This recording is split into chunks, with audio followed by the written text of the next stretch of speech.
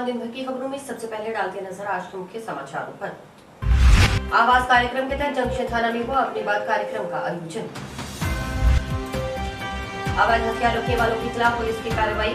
उपभोक्ता मंत्री सभी पद खाली समय पर नहीं हो रहे फैसले, अधिवक्ताओं ने कहा जनप्रतिनिधियों को देना चाहिए ज्ञान। एनडीपीएस जज वीरेंद्र दसूजा ने सुनाया फैसला, मुलजिम दलवीर सिंह को 10 वर्ष की कठोर कारावास की सजा। अब खबरें विस्तार से। जिले में महिलाओं व बालिकाओं की सुरक्षा को सुनिश्चित करने, अधिकारों व कानूनों के प्रति सजग करने, लैंगिक समानता उत्पन्न करने, महिला अपराधों में कमी लाने और युवाओं और बालकों में महिला सुरक्षा व सम्मान का भाव जागृत करने के उद्देश्य से जिला पुलिस की ओर से आवाज कार्यक्रम के तहत अपनी बात कार्यक्रम का आयोजन जंक्शन थाना में हुआ, जहां आवाज अभियान के तहत महिला सशक्तिकरण को लेकर विचार व्यक्त किए गए ताकि समाज में बालिकाओं महिलाओं की सुरक्षा सुनिश्चित करने में अहम प्रयास हो सके। कार्यक्रम में डीएसपी अतर सिंह, सीआई नरेश गहरा, मोनिका बिश्नोई, बीसीएमएचओ डॉक्टर ज्योति धिंगरा, समाजसेवी सुमन चावला ने भी विचार व्यक्त किए। को सफल बनाने के लिए आज हमारे थाने परिसर में हमारे साथ जो रोज महिलाओं के साथ जघन्य अपराध हो रहे हैं और रुकने का नाम नहीं ले रहे हैं, दिन प्रतिदिन बढ़ते जा रहे हैं, लेकिन किसी कुंठावश या किसी संकोचवश माताएं बहनें उसका विरोध करने में हिचकिचा जाती है या ये बताने में शर्मा जाती है कि हम ये बताएंगे तो पता नहीं क्या हो जाएगा। हमें निसंकोच अपने घर पे बताना चाहिए। घर वालों को भी पुलिस की मदद लेनी चाहिए, जो हमारे लिए कानून बने हुए हैं उनकी सहायता लेनी चाहिए। और खाली पुलिस या सरकार हम ये कहें कि हमारी सुरक्षा करे, ये संभव नहीं है। एक मात्र है कि बच्चियों की, महिलाओं की सुरक्षा। अब ये जो महिला या बच्ची की सुरक्षा की मैं बात कर रही हूँ, ये कौन से आयु ग्रुप की अपने बात कर रहे हैं? कोई आयु ग्रुप नहीं रह गया है। आज आप न्यूज़पेपर उठा के देख लो तो आपको पढ़ने को मिल जाएगा 1 साल की बच्ची के साथ हैवानियत, 3 साल की बच्ची के साथ हैवानियत। तो कहाँ आयु सीमा रह गई? जो बच्ची एक ममता की, ममत्व की चाहती है, एक राह चलते किसी ने प्यार से उसको दुलार लिया, तो वो तो यही समझेगी ना मुझे मेरे माता पिता के समान है। क्या वो एक 3 साल की, 1 साल की, 5 साल की बच्ची ऐसी कोई हैवानियत समझ पाएगी? कभी नहीं समझ पाएगी। लेकिन जो असामाजिक तत्व हैं इन बच्चियों की इसी मासूमियत का फायदा उठाते हैं। अगर कुछ समस्या भी है आपके साथ तो आप पुलिस थाने में बोलिए। हम डरते हैं समाज वाले क्या कहेंगे, केस चलेगा, फिर ये होगा वो होगा, पर आप नहीं बोलोगे तो फिर कुछ नहीं होगा। फिर आप उसको चलता रहेगा। फिर वो चीज़ें आप पे बहुत नेगेटिव इफेक्ट डालती हैं, माइंडली इफेक्ट डालती हैं। वो आप कर नहीं पाते जो सोचते हो आप वो चीज़ें। बस मैं इतना ही कहना चाहती हूँ कि आप आगे आइए। आप आगे आओगे तो प्रशासन आपका साथ देगा। ऐसे घर बैठने से, सोचते रहने से कुछ होने वाला नहीं है। मकसद को हम अपने साथ लेकर उसी से आत्मविश्वास बनाकर चलेंगे तो हम कभी नहीं धोखा खाएंगे। और महिला सशक्तिकरण, महिलाओं का विकास, महिलाओं की मजबूती, बातें चाहे कितनी हो, कानून बनते रहे। पुलिस प्रशासन हर वक्त हमारे साथ नहीं रहेगा। महिला सशक्तिकरण की बात हो रही है, महिलाओं से हो रही है, और खुद महिलाओं को ही सशक्त होना पड़ेगा, चाहे वो माँ के रूप में, बेटी के रूप में, बहन के रूप में। अपने आसपास होने वाली जितना हम अपने कामकाज से समझे हैं, जरूरी नहीं कि हम घर से निकलेंगे और छेड़छाड़ होगी। हमें अपने आप पर इतना भरोसा लेकर चलना होगा कि हमें समझना होगा कि हमें कहाँ हमारे सामने जो कुछ गलत लोग भी हमारे बीच यही से आवाज उठानी शुरू कर दें तो हम जरूर उसमें कामयाब होंगे। आवाज कार्यक्रम पुलिस प्रशासन को चलाना पड़ा, आवाज लेकिन महिलाओं को भी उठानी पड़ेगी। अभी हम खबरों के दौरान देख रहे हैं, काफी दिन से ये कार्यक्रम चल रहा है, हम खबरें भी लगा रहे हैं, लेकिन कहीं ना कहीं मुद्दा महिला और महिला ही इस पूरे कार्यक्रम की जड़ बनी हुई है। अगर महिला खुद मजबूत होगी, खुद आगे चलकर अपनी बात कहेगी, तो ये सारी जितनी चीजें हम समझ रहे हैं कि ये हो रहा है, वो हो रहा है, वो हो रहा है, महिलाओं के साथ हो रहा है, लेकिन जब माँ के रूप में, बहन के रूप में, बेटी के रूप में महिला अपने आसपास भाई को लेकर, अपने पिता को लेकर आवाज उठानी शुरू कर देगी, तो इन चीजों से हम बच सकते हैं। बस मैं इतना कहूँगी। एक माँ है सबसे पहले, जो बेटी के सबसे ज्यादा नजदीक होती है। अभी हम लोग यही बात कर रहे हैं कि वो अपनी माँ को बताए। इसके साथ साथ एक माँ का भी रोल होता है, क्योंकि यहाँ पर बहुत सशक्त, जागरूक महिलाएं बुलाई गई हैं। तो आपको समाज में एक बात जो फैलानी है कि लड़कियों को सबसे पहले बताएं कि गुड टच बैड टच क्या है। एक छोटी सी अभी बात चली कि 1-2 साल के बच्चे के साथ दुष्कर्म करने की कोशिश की जा रही है। जैसे जैसे कानून सख्त होते हैं वैसे वैसे अत्याचार बढ़ रहा है, क्योंकि उनको डर है कि कल हमें केस लेना पड़ेगा, क्यों ना इस बच्ची को वहीं मार दिया जाए। है वहां पर जीरो टॉलरेंस सिखाएं, सबसे बड़ी बात है। अगर हमने जैसे मैम ने कहा कि एक बार वहां से आंख बंद करके निकल गए कि हम पहुंच गए, उसके बाद उस व्यक्ति को एक स्वीकृति मिल जाएगी कि ये लड़की नहीं बोलेगी, तो वो अब उसका दर बदर हौसला बढ़ता जाएगा। यही चीज हमें नहीं करनी है। इसीलिए कह रहे हैं कि आप आवाज उठाओ, ये मत करो। जैसे रेप हो गया तो क्या वो बच्ची दोषी है? रेप बच्ची ने किया क्या? तो उस बच्ची को इतना मेंटली टॉर्चर, इतना घर वाले परिवार वाले, उसका रेप हो गया, क्या हुआ? जिसने वो ऐसी दरिंदगी की उसको कुछ नहीं, ठीक है, उसको कोर्ट में ले लिया, लेकिन आप उस बच्ची को उस मेंटल लेवल पर तैयार कीजिए कि कुछ नहीं हुआ, तेरी कोई गलती नहीं है। ये हम समाज में हम महिलाओं को ये चीज करनी पड़ेगी। मैं आज भी ग्रामीण परिवेश से हूँ, मैं देखती हूँ कि मोस्टली जहाँ ऐसे कोई केस होता है वहां उस बच्ची को ऐसे रखते हैं कि पता नहीं क्या ही हो गया है।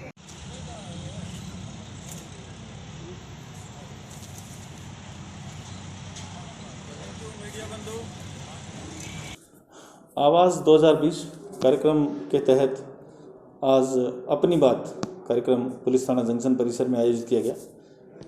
लगभग 1 महीने का ये अभियान है। उसी के तहत आज ये कार्यक्रम हुआ, जिसमें महिलाओं को विभिन्न कानूनों के बारे में जागृत करने, महिलाओं की सुरक्षा के लिए जागृत करने के संबंध में वक्ताओं ने अपने अपने विचार रखे। और प्रोग्राम में लगभग मैक्सिमम जो महिलाओं की उपस्थिति थी, और महिलाओं का एक कार्यक्रम था, महिलाओं को बुलाया गया था। और ये कार्यक्रम 13 तारीख तक लगातार चलेगा। अभी अगली कड़ी में जो पंचायत लेवल पे बीट कांस्टेबल और बीट अधिकारी वो ये कार्यक्रम करवाएंगे, और उसमें कुछ प्रोग्राम में मैं खुद भी जाऊंगा, हो सकता है एसपी साहब भी बता दें। अभियान के तहत मंगलवार को टाउन थाने की ओर से 10 अवैध हथियार पकड़कर आरोपियों के खिलाफ मामला दर्ज करवाया गया है। इस अभियान में 3 कांस्टेबलों की विशेष भूमिका रही। वहीं 2 आरोपियों से 315 बोर के देशी कट्टे बरामद किए गए हैं। अभी आरोपियों से पूछताछ की जा रही है कि ये आरोपी अवैध हथियार कहां से लेकर आए और किन किन लोगों को हथियार बेचते हैं। अभियान के तहत मंगलवार को टाउन थाने की ओर से 10 अवैध हथियार पकड़कर आरोपियों के खिलाफ मामला दर्ज करवाया गया है। इस अभियान में 3 कांस्टेबलों की विशेष भूमिका रही। वहीं 2 आरोपियों से 315 बोर के देशी कट्टे बरामद किए गए हैं। अभी आरोपियों से पूछताछ की जा रही है कि ये आरोपी अवैध हथियार कहां से लेकर आए हैं और किन किन लोगों को हथियार बेचते हैं। श्रीमान एसपी साहब हनुमानगढ़, आईजी साहब बीकानेर व पुलिस मुख्यालय द्वारा आर्म्स एक्ट के तहत अवैध जो हथियार लोग रखते हैं, देसी कट्टा है, सिक्सर है या पिस्टल है, उनके खिलाफ विशेष अभियान चलाया जा रहा है। इसके दौरान थाना टाउन द्वारा 10 कार्रवाइयाँ की गई है। 10 अवैध हथियार पकड़कर उनके खिलाफ मुकदमा दर्ज करके और उनको जेसी करवाया गया है। इस कार्य में विशेष भूमिका मांगीराम हेड कांस्टेबल की रही है। मांगीराम हेड कांस्टेबल, राजकुमार हेड कांस्टेबल और पुरुषोत्तम हेड कांस्टेबल, इन तीनों की इस सूचना पे 10 कार्रवाई की गई है और आगे भी ये अभियान है वो लगातार जारी रहेगा। कल ये मांगीराम हेड कांस्टेबल को सूचना मिली थी, इस पर उसने रहमत अली जो 12 HMH का रहने वाला है, उसके खिलाफ पहले भी मुकदमे, दूसरा लड़का है दिवाकर पारी कॉलोनी का रहने वाला है। इन दोनों के खिलाफ, दोनों से 315 बोर के देसी कट्टे बरामद किए हैं, जिनके खिलाफ अलग अलग मुकदमे दर्ज करके उनको गिरफ्तार किया गया। आज उनको कोर्ट में पेश किया जा रहा है। पूछताछ कर रहे हैं, जैसे यहाँ पे शिकलीगढ़ मोहल्ले में ये बता रहे हैं कि भाई कुछ लोग हैं जो इस तरह का निर्माण करते हैं। तलवाड़ा में देखने में पुराने लग रहे हैं कट्टे, लेकिन इनके बारे में पूछताछ कर रहे हैं कि कहाँ से लेके आए हैं, तो उनसे भी आगे पूछताछ करेंगे। और किन किन लोगों को इन्होंने हथियार दिए और इनको कारतूस वगैरह सप्लाई कौन करता है, उस संबंध में और जाँच की जा रही है। हाँ, पूर्व में है जो आपराधिक प्रकृति के लोग हैं, इनके खिलाफ पूर्व में भी मुकदमे दर्ज है। उच्च न्यायालय सहित सभी जिला अदालतों में जहां सरकार के पैरवीकारों की कई नियुक्तियां पेंडिंग है, वहीं हनुमानगढ़ जिले में भी उपभोक्ता मंच में सभी सदस्यों तथा अध्यक्ष पद के पद खाली हैं। ऐसे में उपभोक्ताओं के फैसले समय पर नहीं हो पा रहे। इस संबंध में स्काई चैनल ने जिले के वरिष्ठ अधिवक्ताओं से बात की। देखिए रिपोर्टर बलजीत सिंह की पूरी रिपोर्ट। फिलहाल उपभोक्ता मंच में सदस्य और अध्यक्ष पद रिक्त हैं। ऐसे में यहाँ करीब 1400 से अधिक केस पेंडिंग पड़े हैं।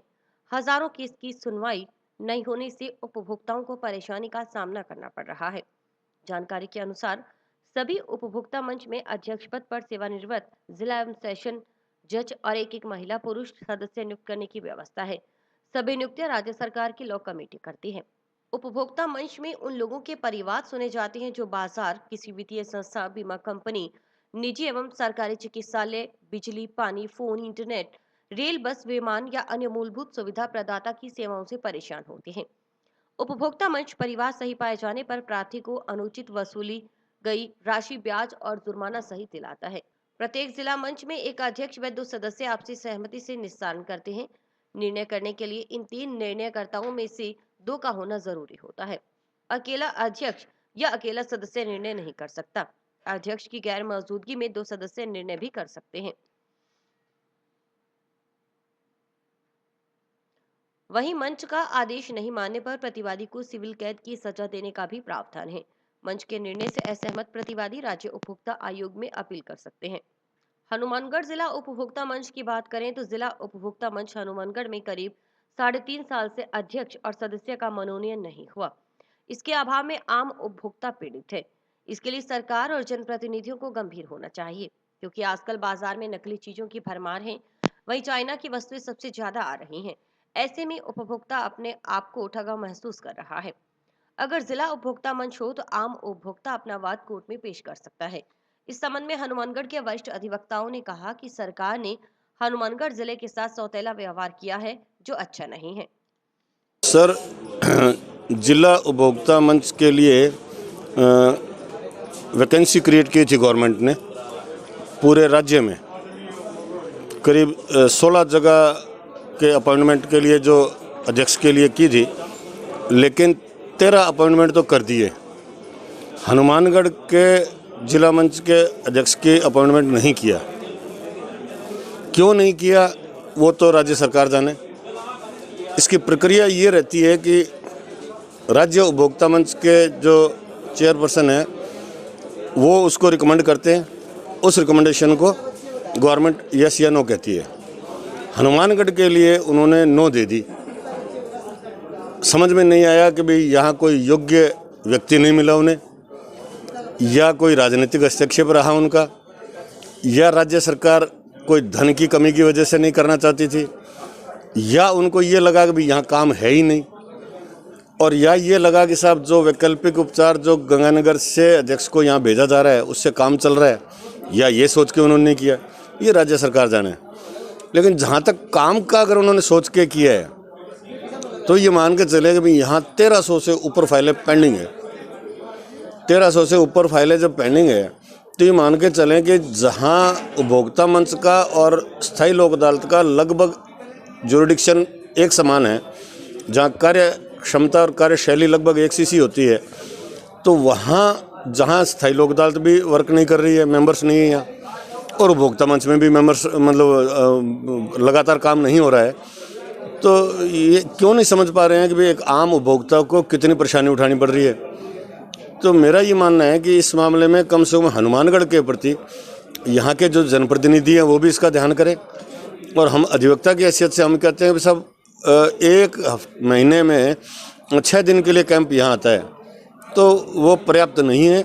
यहाँ के उपभोक्ताओं को पूर्ण कठिनाई का सामना करना पड़ रहा है, और उनकी समस्या को मिटाने के लिए यहाँ नियमित न्यायालय जो है चलना चाहिए, उपभोक्ता मंच चलना चाहिए, तभी जो है यहाँ के उपभोक्ताओं को न्याय मिल पाएगा। मात्र कह देने से कि भाई न्याय आपके द्वार या सस्ता न्याय या जो कुछ है, ये सब चलता नहीं है। इसमें सरकार को सोचना ही चाहिए। और हनुमानगढ़ के साथ जो सौतेला व्यवहार कर रखा है वो भी अच्छा नहीं मानता। देखिए, उपभोक्ता के बारे में हम सुनते आ रहे हैं, टीवी पे हो या रेडियो पे हो, हमेशा एक बात का प्रचार प्रसार किया जाता है, उपभोक्ता सावधान, उपभोक्ता सावधान। अगर उपभोक्ता को गुण अनुसार अगर कोई वस्तु नहीं मिलती है तो वो उपभोक्ता न्यायालय में जाके और अपना परिवाद पेश कर सकता है। लेकिन अभी वर्तमान में स्थिति बड़ी चिंताजनक है। लगातार 3-3.5 साल से उपभोक्ता के ना ही तो कोई अध्यक्ष की मनोनीत किया है, ना ही कोई सदस्यों की जो है वो किया गया है, और इसके अभाव में आम उपभोक्ता जो है पीड़ित है। जिस चीज़ की हम राहत की बात करते हैं कि उपभोक्ता को राहत मिलनी चाहिए, और आज उपभोक्ता को अगर गुणवत्तापूर्ण चीज़ की लेके अगर कोई राहत थी तो एक उपभोक्ता अदालतें थी और उसमें न होना दुर्भाग्यपूर्ण स्थिति है। जनप्रतिनिधियों को इस बात पे गंभीरता से सोचना चाहिए, सरकार को भी इसे जो है गंभीरता से लेके और प्रयास करना चाहिए कि वो जल्द से जल्द इन पदों को भर्ती करें। जिले में उपभोक्ता संरक्षण न्यायालय की का स्थापन काफ़ी समय से है। इसमें काफ़ी ज़्यादा पेंडेंसी पिछले काफ़ी समय से देखी जा रही है। करीब 1300-1400 केस अभी पेंडिंग है और नए केस तो होने बंद हो गए, क्योंकि प्रेसिडेंट साहब है नहीं, चेयरमैन साहब नहीं होने की वजह से मेंबर फैसला कर नहीं सकते। लोग उपभोक्ता जो है बाज़ार के अंदर उनके साथ सरेआम लूट हो रही है और उस लूट के लिए वो कहीं शिकायत नहीं कर सकते। एकमात्र न्यायालय उपभोक्ता संरक्षण न्यायालय है, उसमें वो बंद पड़ा है, वहाँ कोई कार्रवाई नहीं हो रही है। मतलब बहुत ही बड़ी परेशानी है। नौर भादरा के लोग भी यहाँ आते थे, वहाँ अध्यक्ष नहीं होने की वजह से सबने आना बंद कर दिया। इसमें उपभोक्ताओं के साथ साथ अधिवक्ताओं को भी बहुत बड़ा नुकसान है।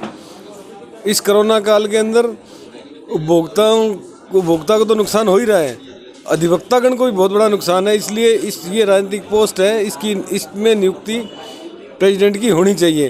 राजस्थान में और सभी जगह होगी, हनुमानगढ़ के लिए ये कौन सा फार्मूला इन्होंने अपनाया है, ये समझ से बाहर है। नहीं होना चाहिए था। बहुत बड़ा जिला है, बहुत ही ज़्यादा यहाँ लिटिगेशन है, बहुत ज़्यादा उपभोक्ताओं के साथ बदसलूकी या बेईमानी होती है। बार संघ ने अभी हमारे मंत्री जी आए थे कला साहब, उनको ज्ञापन दिया था, राज्य सरकार को हमने लिख दिया, राज्यपाल महोदय को भी हमने 3-4 बार कॉरेस्पॉन्डेंस कर दी, पर उसकी कोई सुनवाई नहीं हो रही। हमारे लोकल जनप्रतिनिधि हैं, उनको इस बात के लिए गौर करनी चाहिए कि वो जाके राजस्थान सरकार से बोले ताकि यह नियुक्तियाँ हो, लोगों को फायदा हो। मेडिकल स्टोर पर नशीली दवाएं बेचने के मामले में सुनवाई करते हुए एनडीपीएस कोर्ट ने आज आरोपी को 10 वर्ष के कठोर कारावास की सजा सुनाई है। एनडीपीएस जज वीरेंद्र जसूजा ने फैसला सुनाया। बताया गया कि वर्ष 2017 में मेडिकल स्टोर से नशीली दवाइयां पकड़ी गई थी। विशिष्ट लोक अभियोजक दिनेश दाधीश ने बताया कि 15 मई 2017 को पुलिस ने शुभम मेडिकल स्टोर पर दबिश दी, जिस पर मेडिकल स्टोर के मालिक जंगीर सिंह को गिरफ्तार किया गया। मौके से मेडिकल स्टोर पर अवैध नशीली दवाइयां बिना लाइसेंस की बेची जा रही थी, जिसमें मौके से कॉडिन की 5 शीशी, लोमिटेल की 920 टैबलेट, अल्प्राजोलम की कुल 90 टैबलेट बरामद की गई थी। इसके बाद जंक्शन पुलिस ने एनडीपीएस एक्ट के तहत मामला दर्ज किया। अनुसंधान के बाद मुलजिम जंगीर सिंह के विरुद्ध चालान माननीय न्यायालय में पेश किया गया, जिस पर मुलजिम जंगीर सिंह के विरुद्ध एनडीपीएस एक्ट में चार्ज लगाए गए। अभियोजन पक्ष द्वारा कुल 15 गवाह पेश किए गए। समस्त दस्तावेजों को प्रदर्शित करवाया जाकर मुलजिम जंगीर सिंह के विरुद्ध अपराध साबित होने पर आज माननीय न्यायालय द्वारा विशिष्ट न्यायाधीश वीरेंद्र जसूजा ने मुलजिम जंगीर सिंह को 10 वर्ष के कठोर कारावास, 1 लाख रुपए जुर्माना और 6 माह के अतिरिक्त कारावास की सजा से दंडित किया है। 15/5/2017 को श्रीमती ममता आरपीएस थानाधिकारी हनुमानगढ़ जंक्शन द्वारा मुखबिर की सूचना पर श्री गंगानगर रोड पर शुभम मेडिकल स्टोर पर छापा मारा गया। छापेमारी के दौरान मौका पर मेडिकल स्टोर के मालिक जंगीर सिंह पुत्र आत्मा सिंह मौका पर मिले और मेडिकल स्टोर पर नशीली दवाइयों को अवैध तरीके से बिना लाइसेंस के बेचा जा रहा था। मौके से कोडीन की 5 शीशी, अल्प्राजोलम की 90 टैबलेट और अन्य 920 नशीली टैबलेट बरामद की। इसके पश्चात मुलजिम जंगीर सिंह के विरुद्ध पुलिस थाना हनुमानगढ़ जंक्शन में मुकदमा दर्ज कर जंगीर सिंह को गिरफ्तार किया गया। अनुसंधान में अपराध प्रमाणित पाए जाने पर धारा 8/21, 22 और 25 एनडीपीएस एक्ट में मुलजिम जंगीर सिंह के विरुद्ध माननीय न्यायालय में चालान प्रस्तुत किया गया। विचारण के दौरान राज्य पक्ष की ओर से कुल 15 गवाह पेश किए गए और समस्त दस्तावेजों को प्रदर्शित करवाया गया। अभियोजन द्वारा मामले को साबित किया गया, जिस पर आज माननीय न्यायालय द्वारा जज साहब वीरेंद्र जसूजा जी ने फैसला सुनाया, जिसमें मुलजिम जंगीर सिंह को 10 वर्ष के कठोर कारावास, 1 लाख रुपए जुर्माना और जुर्माना नहीं जमा करवाने की सूरत में 6 माह के अतिरिक्त कठोर कारावास भुगतने की सज़ा से दंडित किया। हमारे इलाके में जिस प्रकार से नशे के अपराध बढ़ रहे हैं, निश्चित रूप से ऐसे फैसले से उन पर रोक लगेगी, ऐसी हम आशा करते हैं। करवा चौथ पर्व के लिए बाजार सज गया है। मंगलवार को पूरे दिन बाजार में काफी भीड़ रही। तमाम महिलाओं ने करवा चौथ पर सजने संवरने के काम आने वाली वस्तुओं की जमकर खरीदारी की। साथ ही पर्व पर पूजन से संबंधित सामग्री की भी खूब बिक्री हुई। चूड़ी की दुकानों, ब्यूटी पार्लर, मेहंदी लगाने वालों का व्यवसाय इस पर्व से चमक उठा है। करवा चौथ का पर्व बुधवार को मनाया जाना है। ऐसे में महिलाओं ने तैयारियां तेज कर दी हैं। मंगलवार को बाजार में त्योहारी भीड़भाड़ रही। रेडीमेड गारमेंट से लेकर साड़ी शोरूम तक महिला ग्राहकों से गुलजार रहे। इसके अलावा चूड़ी वाली गली बाजार में चूड़ियों के साथ ही साज सज्जा का सामान बेचने वाले दुकानदार भी काफी व्यस्त दिखे, क्योंकि सुबह 10 बजे के बाद से लेकर देर शाम तक उनकी दुकानों पर महिला ग्राहकों के पहुंचने और खरीदारी करने का क्रम लगा रहा। बाजार में ठेलियों व फुटपाथ पर नए चावल का चूरा, सिक्के, करवा चौथ पूजन कैलेंडर और अन्य पूजन सामग्री की भी खूब बिक्री हुई। सराफा बाजार में भी अनेक महिलाएं आभूषणों की खरीदारी करती दिखीं। ब्यूटी पार्लर कुछ दिन पहले तक सुने नजर आ रहे थे, लेकिन इस पर्व के लिए पूरे दिन महिलाओं से गुलजार रहे। बाजार में विभिन्न स्थानों पर डिजाइनर मेहंदी लगाने वालों का भी व्यवसाय करवा चौथ पर चमक उठा है।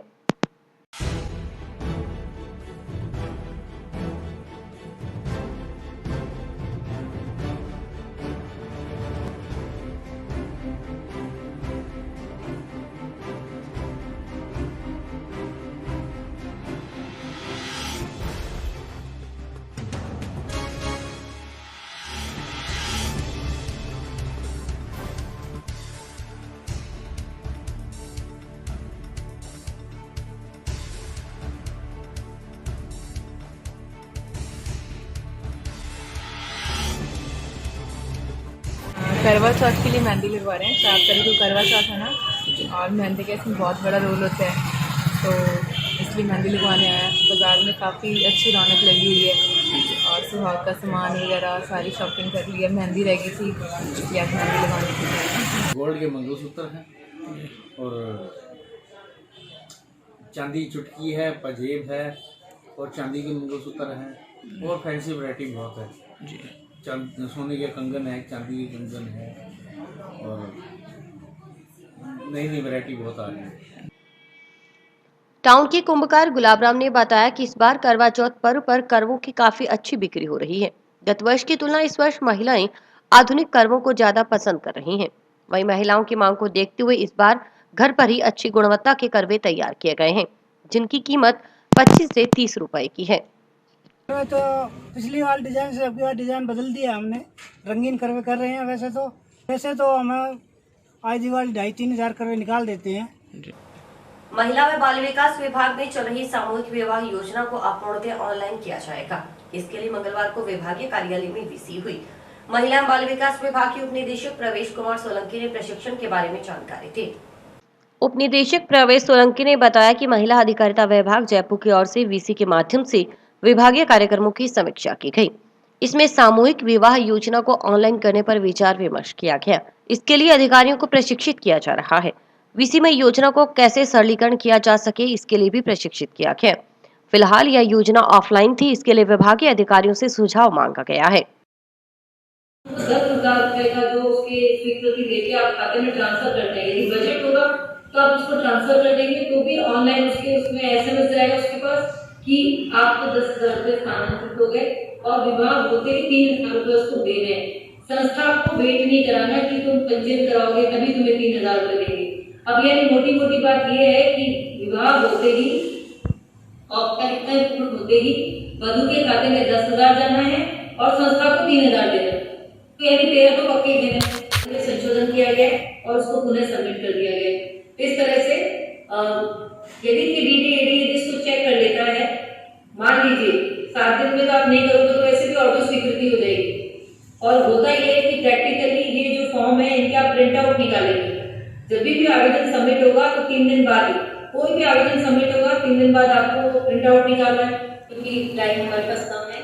तो ये हिंदी या इंग्लिश में लेना दो जरूरी क्यों है, और इस तरह से संस्था का पता वगैरह ये सब दिख रहा है आपको डिटेल। मैं महिला अधिकारिता विभाग जयपुर के द्वारा वीसी कंडक्ट की जा रही थी, जिसमें विभागीय कार्यक्रमों की समीक्षा की गई और उसमें मुख्यतः जो सामूहिक विवाह योजना है उसको ऑनलाइन किया जा रहा है। उसके लिए विभागीय अधिकारियों को प्रशिक्षण दिया जा रहा था और साथ साथ जो दूसरी विभाग की योजनाएं हैं उनको भी कैसे सरलीकृत करके आम जन तक कैसे लोगों तक पहुंचाया जाए उसके बारे में कुछ मार्गदर्शन दिया गया। माननीय महिला अधिकारिता के प्रभारी सचिव श्री कृष्ण पाठक जी ने ये अपने में विभाग की जानकारी। हाँ, अभी तक ये ऑफलाइन का था, इसको ऑनलाइन करने की प्रक्रिया चल रही है जी। नहीं, योजना अभी तक तो पुराने ही गाइडलाइन से होगी। अभी इसके बारे में विभागीय दिशा निर्देश तैयार किए जा रहे हैं, उसमें हमारे से सुझाव मांगे गए थे विभागों से कि अगर कोई सुझाव है तो फाइनल रूप इसको दिया जाना बाकी है। यूं तो शहर की सभी सड़कों के हालात खराब है, मगर शहर के एकदम व्यस्त टाउन जंक्शन रोड पर बना गड्ढा राहगीरों और वाहन चालकों के लिए परेशानी का सबब बना हुआ है। खास बात यह है कि इस और न तो प्रशासन ध्यान दे रहा है और न ही जनप्रतिनिधि। इसी का परिणाम है कि इस रोड पर कई दिनों से बड़ा सा गड्ढा हादसों को न्योता दे रहा है।